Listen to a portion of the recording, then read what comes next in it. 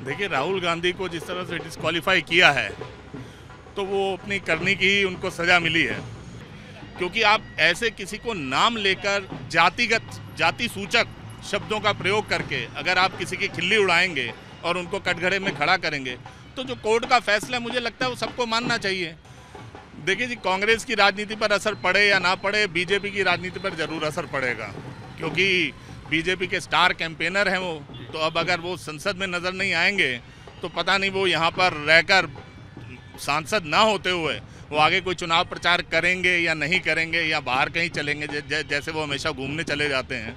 तो बीजेपी को ज़रूर कुछ ना कुछ नुकसान होने जा रहा है। जब भी राहुल गांधी जी किसी प्रकार की किसी पर भी टिप्पणी करते हैं, उनको भी पता नहीं होता है कि वो क्या बोल रहे हैं। जैसे आलू की वो बोल रहे हैं कि आलू तोल रहे सोना निकलेगा, उस प्रकार उन्होंने नीरव मोदी, सारे मोदी को एक साथ चोर बोल के एक कांटे में सबको तोल दिया था, जिस कारण उनकी लोकसभा में सदस्यता भी रद्द कर दी गई है। प्रधानमंत्री सबके प्रधानमंत्री है और एक प्रधानमंत्री के ऊपर इस तरह की टिप्पणी करनी बहुत गलत है।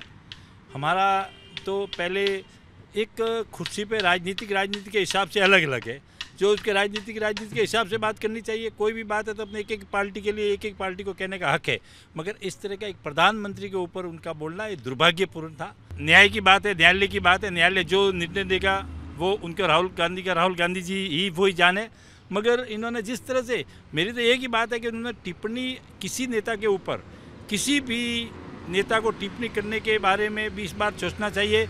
जैसे मर्जी आए वैसे रोड पे बोले तो ये गलत बात है। जो संविधान की मर्यादा है, जो संविधान की परिपाटी है, जो कानून है वो सबके लिए बराबर है। उन्होंने गलत किया, कोर्ट ने उन्हें सजा सुनाई, जैसा कानून बना हुआ है उस कानून के अनुसार कार्रवाई, उनको सदन से बेदखल कर दिया, तो बहुत अच्छा हुआ।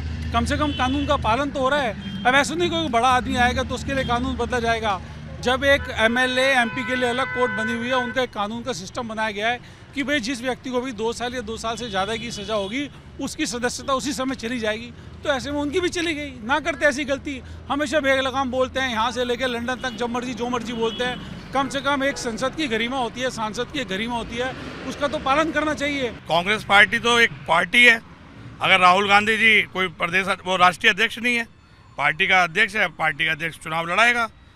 ये तो एक कानून का एक बड़ा अच्छा मैसेज गया है कि कानून की नज़र में एक छोटा आदमी भी समान है, एक बड़ा आदमी भी समान है, नियम सबके लिए बराबर है। जैसा भी गौतम जी ने कहा, तो इससे कानून के प्रति लोगों का सम्मान बढ़ गया है। राहुल गांधी पे एक्शन हुआ है, इसका मतलब किसी पे भी कार्रवाई हो सकती है। देखिए, कानून सबके लिए बराबर है, जो हुआ अच्छा हुआ। अगर कोई गलती करेगा तो सज़ा तो मिलेगी, चाहे वो आम आदमी हो या वीआईपी हो। तो जो सज़ा मिलनी है सही मिली है इसमें। अगर गलत काम किया है उन्होंने तो बिल्कुल सही सज़ा है।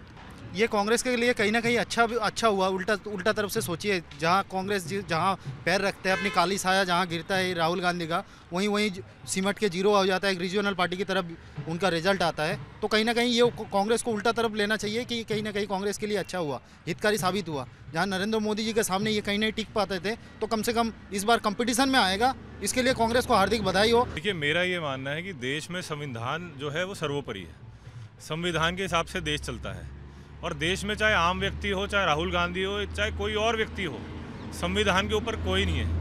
कानून का जो अपना ड्यू कोर्स है, that is taken an action, and this is a very good example for the people outside the country as well, who are seeing India as projected by Rahul Gandhi abroad, which is all negative things which is done, but ये एक बहुत अच्छा example है कि देश में कानून के ऊपर कोई भी नहीं है।